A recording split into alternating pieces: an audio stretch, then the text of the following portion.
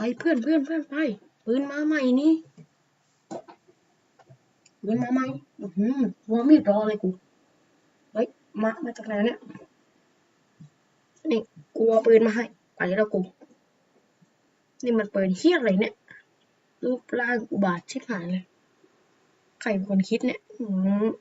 ไม่ชอบอะไรเนี่ยเอามาอะไรมึงต้องการอะไรจากสังคมกูมีตังค์กูนี่ยิ้มเลยเอาปืนไปเลย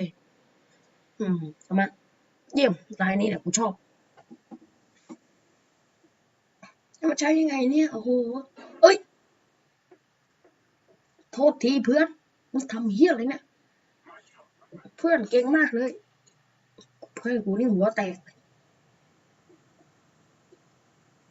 ไปปืนนี่มาขั้นเทพยิงทำไมแล้วก็จะไม่ออดเนี่ยยิงคลิกปกติมันต้องออกกดไทยบินได้หลังนี่หักเลยฟักอยู่โอ้โหกูไม่ใช่แล้วกูไม่อยากบินได้มานี่ปืนนี่กูเอาดิช็อตแม่งเลยกูเดิมเนี่ยกูอยากบินได้เอ้ยบ้าเลยทำไมวะกูอยากบินได้มึงเอาไปทิ้งถังขยะเลยกูอยากบินได้ไอ้สัส